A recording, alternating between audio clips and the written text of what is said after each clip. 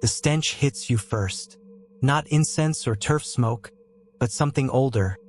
Iron and salt and a sweetness like rot. You press your hand to your mouth and the leather of your glove slicks with something that isn't blood. But it smells like it.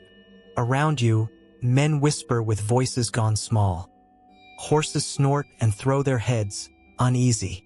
The air is thin and cold, and the land seems to hold its breath. You are standing on the ridge above Plataea, and below you is the scene no painter dares show in daylight.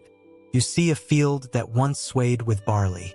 Now it is a blur of torn banners and bodies braided into the soil, the earth stitched with lines of spear ends like tarnished pins. The morning light is a pale knife that scours the ground clean of color. In the distance, a column of smoke thrusts into a leaden sky. The smoke carries with it a strange, acrid perfume, as if something sacred is burning and swearing. Your ears pick up the thin, mechanical sounds. The creak of harness, feet crunching dried bones, the low, animal whimper of a man who is too tired to cry. A child, no older than 10, sits on a shielded heap of straw with a sheepish grin, the white of his teeth startlingly clean against a smear of ash. He is picking at something, slowly, as if remembering a recent lesson that his hands now perform without thought. You step closer and realize with a lurch that he is removing rings from the dead. Not in the calm theft of war, but in the obsessive, clinical way of someone rearranging an altar. Something whispers at the edge of your hearing. They are not simply burying the dead. They are changing them. A Spartan, cloaked in a dark mantle that eats the light, walks past you. He drags something heavy. For a breathless moment you think it is a shield. It is a human arm. He drops it into a shallow pit with the methodical care of a man trimming a tree. Behind him, others work with similar coldness, removing eyes, cutting hair, slicing belts from bodies with a surgeon's calm. The captains bark no more than a few low orders, and their voices are thin cords of command that snap and go slack. The stench grows stronger. It is not just decay. There is a chemical tang you cannot name, and when the wind shifts you get the outline of a sound that makes your teeth ache. An almost metallic chorus, as if spoons were being scraped across metal plates in a distant kitchen. It should be impossible, yet you feel the pattern in your bones, as if at any moment the land will turn over and begin to speak. What happened here? Why does tribute look like cruelty? What secret was buried in the dust before the kings left this plain? You are promised answers, the truth history buried for centuries, but not yet. For now you stand, a witness at the edge of something that still smells of blood and omen. The question that hangs in the air is small and monstrous. Which of the dead are the dead, and which will be made into warnings? Once, the Greek world spoke one man's name with the peculiar tenderness reserved for myth: Leonidas. He was carved into memory like a relief in a temple. Broad-shouldered, knife-jawed, crowned by a helmet like a small moon. People said his voice could order the sea to pull back and the wind to hush. In the cities, his statue caught the light at dusk and threw it out like an oath, a promise of a people who would not bend. Sparta itself was a kingdom of thin lines and strict rules. Babies were examined like ships being judged for her seaworthiness. Boys were taught that pain was a tutor and fear a liar. Men were trained to be blades that could be combined to make a single, impenetrable edge. They built temples not only to the gods but to the thing they became, a community of iron that worshipped discipline as devotion. You have probably heard the story in salons and schoolrooms. 300 Spartans at Thermopylae, a narrow pass, a hero's stand against a tide. That memory is varnished and made small. But in the years after Thermopylae, those 300 became more than a number. They were a hymn, recited in bronze and in the whisper of old men. They were the song the city of Sparta hummed into its nights, a justification as much as a lament. Their faces were copied into coin, their names carved into altars.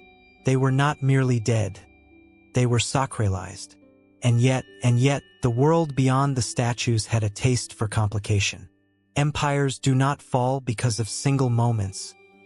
They collapse under the weight of choices made when people believe that righteousness and ruin are the same thing. Sparta was not unique in thinking themselves chosen. What made them dangerous was that they could wield that belief like a sword and strike until it buried itself in the marrow of others. It mattered, then, when the news of Thermopylae reached the soldiers at Plataea. It mattered because a memory of purity, that last stand, can be alchemized into something else. A mandate. Once adored, once sanctified, now a reason to exact not just victory, but vengeance. The day the Persians crossed the plain at Plataea, the sky was the iron of a blacksmith's jaw. Army against army, the ranks fell into a rhythm like the teeth of a mill. You watch this event in slow motion because that is how catastrophe unfolds. In the small, ordinary things, a cavalryman throws his spear, a hoplite shuffles to close the line. The clink of bronze is a metronome. The ground is a living thing that takes footsteps like currency. Men shout names like charms. Somewhere, a standard slips and flaps in the wind like a wounded bird. In the center, the Spartan line is an island of red cloaks. They look like a field of poppies with blood instead of stems. Their discipline makes the world fall away. You feel time condense around them. For a time, events seem to defer to that line. You are made to believe that a single will can keep death at bay. Then something changes, a small thing. A spear that should have struck a thigh pins a shield instead, and a man falls in a way that repeats the motion of another who fell before him. The formation wavers like a string vibrated by a hidden finger. Panic is a contagion that runs through bone and breath. Men who had chosen to be unshakable are suddenly human, feet clumsy in the churned mud. It is here, in this small lapse, that vengeance starts to resemble obsession. The Spartans are no longer fighting for survival only. They are fighting because survival would feel like surrender if it did not carry with it the absolute settling of accounts. They want to turn the blood the Persians shed at Thermopylae into coin. Exact exchange, one life for one life, a ledger balanced in red. The day the Persian line collapsed, the first real corruption is visible not in victory but in method. The victors do not merely kill, they measure. Captives are separated from the dead, interrogated with the coldness of accountants. The Spartans, sharp with the smell of triumph, begin to mark faces, to carve names into the inside of helmets, to catalog trophies in the way men cataloged sacrifices at altars. Revenge finds its first physical form in these lists, a record of who will be avenged and how. You watch a commander take a shard of wood and scratch a notch. Each notch is a promise. Each promise is a step further from mercy. For a while the work is tidy. The dead are stripped of valuables, the injured trussed and carried. But then the rituals of war begin to tilt toward something else, an aesthetic of punishment. It becomes important that the vanquished not only die, but look how they died. Faces are turned upward to the sun, mouths open in the last scream, arranged as if the dead were being posed for a tableau of horror. Some are left with the helmets pulled up like crowns of mockery. Others are laid out with their arms tied in the fashion of a crucifixion that is not religious but theatrical. Every day the infection spreads. Every day they hide the smell. The very language the Spartans use turns doctrinal. Where once they spoke of honor, now they speak of purification. Where they had once called their drills training, they now call them penance. There are rumors, and rumors sharpen into fact. Of cleansings, small camps where prisoners are brought and made to understand. The methods are crude. Exposure, deprivation, the deliberate etching of shame into flesh. A letter found later in a seam of a captain's cloak will say, with terrible bluntness, that sometimes the easiest way to make a lesson stick is to make it unforgettable. You can see the change in the men who do the work. Once they are young and bright-eyed, amused by life's small privileges. Now their laughter is brittle, like the sound of a bowstring. They begin to collect tokens, a ring from a Persian noble, a braid of hair, not as spoils but as relics, proof that the rightness of their acts will be remembered. It is vanity that masks itself as piety.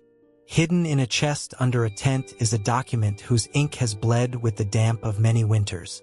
It outlines a directive, written in the cool script of a bureaucrat. Ensure that those who would celebrate Thermopylae with song are served a visible accounting of that song's price. A line like this should read as a policy. Instead it reads like a confession. And still the men continue.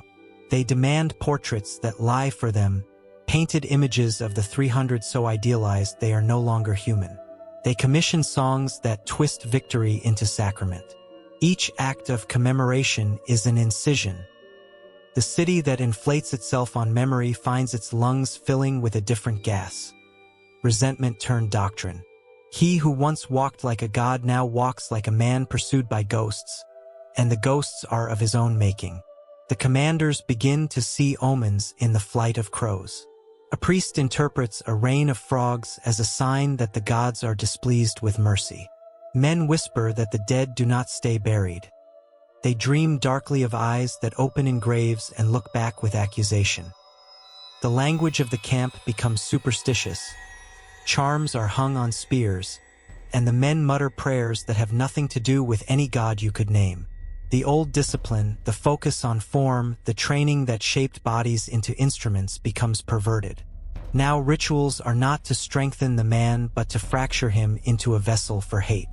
The most dangerous sign is the arrival of an object. A Persian skull, cleaned and mounted on a cane like a macabre scepter.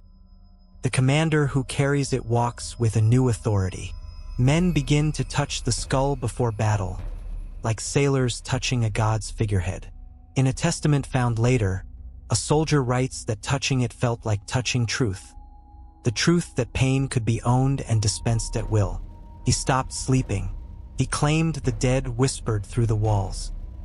He began to keep lists in the margins of his letters, not of strategy, but of names that must be settled.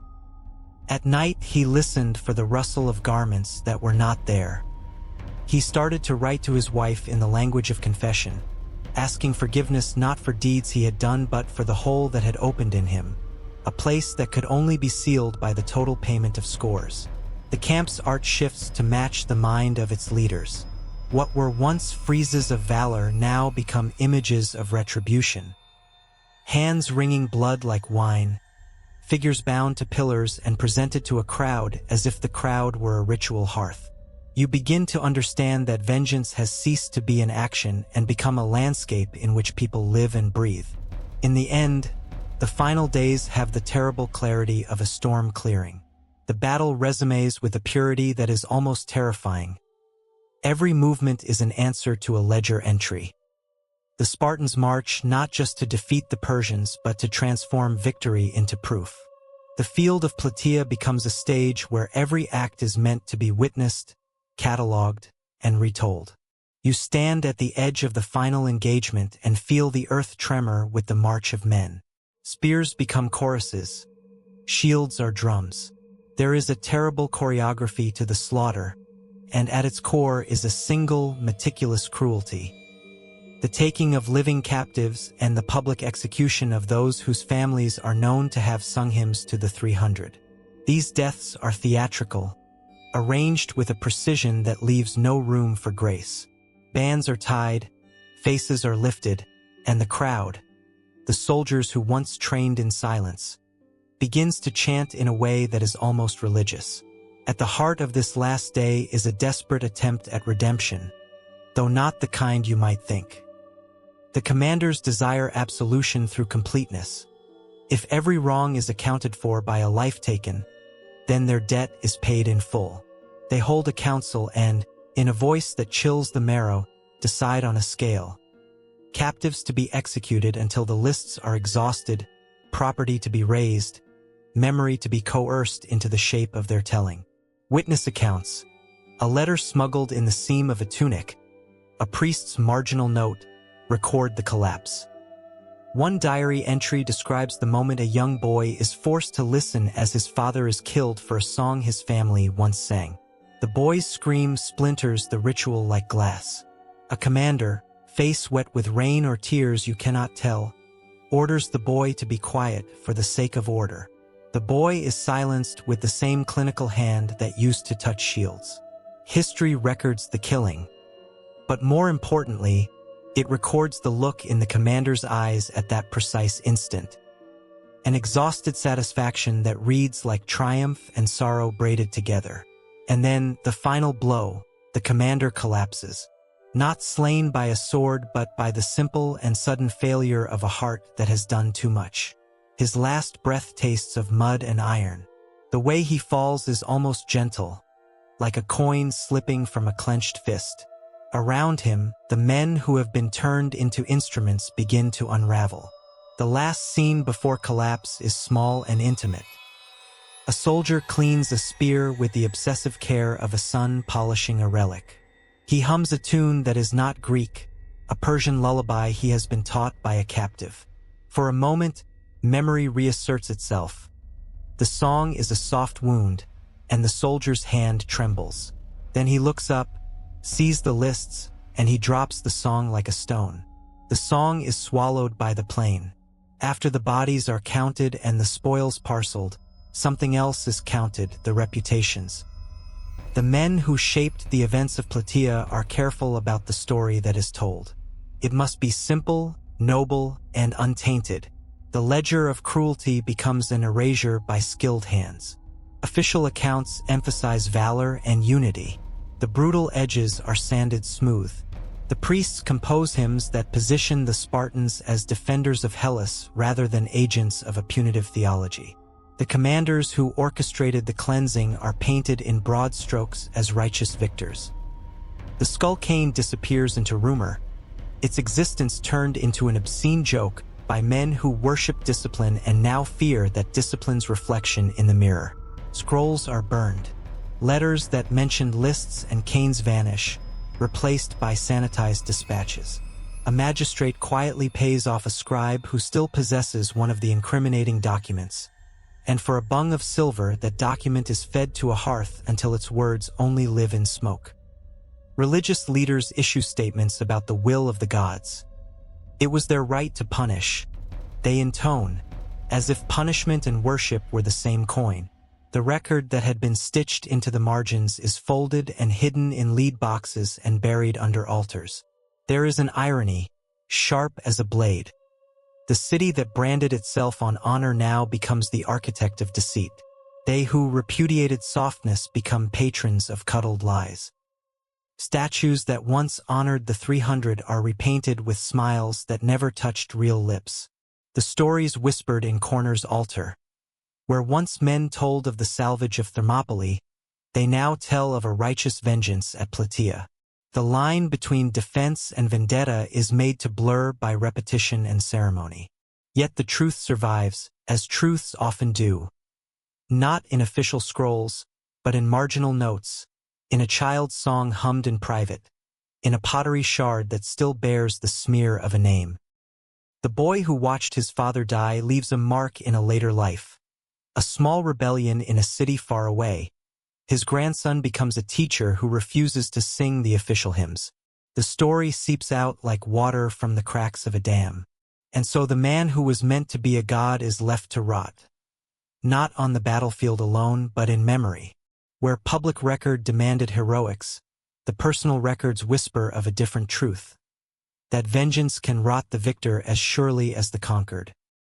The skull cane survives as a rumor, a moral object lesson carried in the mouths of mothers to frighten disobedient sons.